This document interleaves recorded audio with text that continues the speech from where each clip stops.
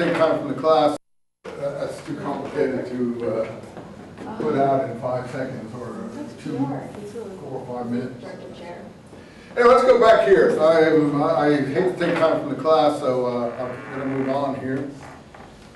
So we have Aaron and we have Moses, and Aaron is introduced as a brother. Thanks for pointing that out. But the Levite is the weird thing. Why is he called Aaron the Levite in this text? In other words, it sounds like it's only a tribal brother is what I'm trying to make you at least pay attention to. That's not proven, and I hope that you do make people prove things. So, but God says here to Moses, he himself is to speak to the people in your place. He will be your mouthpiece. You will be as a God. Take this staff. With this staff, you will perform the signs. Now, it says, at this point, I think, whether it's a plural you, it's not clear. It's like Moses will perform the signs. Later on, we get the signs performed. Moses performs some and Aaron performs some. So it's all very confusing. And if Moses can perform his own signs, what does he need Aaron to perform them for him? So that's the big question I have with this narrative. Why is Aaron needed? Sometimes Moses will be able to speak quite well, and other times they'll have Aaron speaking. So the question is, who wants Aaron to speak? Well, I can tell you who would want Aaron to speak: the priests. Now, what do I mean? You're looking back in time. Envision a position where the priests have already been created, and they're descendants of someone they call Aaron, the brother of Moses. And they are the reigning caste in the temple system, and this is their claim. Well, they would like their ancestors to have an important part in the story. And this really is a very priestly book, Exodus. So you have to look backwards. You can't look forwards.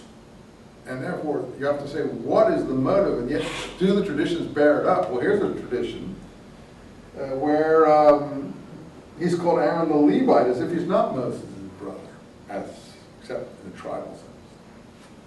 Moses' relative. Anyway, whatever. Moses goes back to his father-in-law Jethro. And Yahweh, this is Yahweh's text, long Yahweh's text, instructs him to return to Egypt for those who wanted you to kill you. I don't know if anyone really did want to kill him. I mean, who would dare challenge Pharaoh's son in Egypt, Pharaoh's sister's son, just because he got angry with a taskmaster? I can't imagine that that really is a very credible situation. But again, this is my thing that you're saying maybe that I do too much, but my trying to look at what's real and what's a story element. The narrator's looking for a reason for all these things, so he tries to explain it in a simple way. Oh, well, he was wanted for murder, so we had to flee. I'm sure that's not. It's more complicated if it is if the story has got some reality to it anyway. Anyway, he takes his wife and his son, puts them on a donkey, and starts back. Takes the staff of God. By the way, I don't see Aaron around here. He's evaporated again. Why didn't he go back with Moses? How come Moses is going back himself with his wife? I mean, he just came out and then he went back. He can come out anytime he wants, you mean? These are things, you say, well, why are you thinking this? Because I want to show you how Aaron is being insinuated into the Moses story. And I don't think that it was an original element of the first version, whenever that may have been orally. Okay. And then finally he says things like, look, Pharaoh is not going to pay attention to your miracles, line 22, 23, so finally you're going to have to tell him you're going to kill his firstborn sons. That's just a preview there. Okay, 24. On the journey, Moses halted for the night. Yahweh was still. The Lord came to meet him and tried to kill him. Now it's God trying to kill Moses. What? Why would God want to kill Moses? Zipporah, his wife, took up a flint and cut off her son's foreskin. and she touched the genitals or privy parts of Moses, you are a bridegroom of blood to me. And Yahweh let him live. And therefore she said bridegroom of blood on that account. Well, this is an old tradition, obviously. It has something to do with bridegroom of blood. I guess bridegroom of blood is when you have intercourse with the virgin, if any of them still exist in the universe. And there's blood like in those days, so that may be where that, but who knows how that got into this. This is a fragment, you see. 24 to 26 is not a full story. It's weird, it's just thrown in there again. It was on the table, it's chucked in. First of all, Moses, God didn't come to kill Moses probably. He probably came to kill the child. Because he's just talking about the firstborn being killed. And when he let him live, it's not Moses he let live, it's the child who he let live after they circumcised him.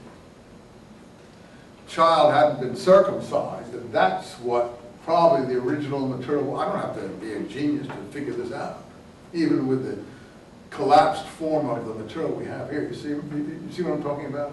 The material is not credible the way it's presented at the moment. But I would go further. Later on, suddenly Moses has two children, two sons. And we never got the birth of the second one. I think this is actually the birth of the second son here, which is not being told to us here, because suddenly Zipporah's not there anymore. She's been sent back to camp. I'm not sure if I've got this right, but we go forward here. The next material is about Aaron and Moses again. And I'm just trying to find where Zipporah appears again. Let's see. I don't know. She drops out of the story after that, and then she appears again. Well, I can't say, but at one point she comes, she's referred to again, and oh, here it is, chapter 18. She doesn't appear till chapter 18. So Jethro, Moses' father-in-law, 18:2. This is what? How many chapters later? 13 chapters later. Zipporah, after she'd been dismissed with her two sons. Suddenly in chapter 18, she's got two sons. No word about the birth of the second son. See, I mean, I don't know if you're following me with the curiosity that's going on here. I think that what you have here in that first fractured material, if you want to call it fractured, incomplete anyway,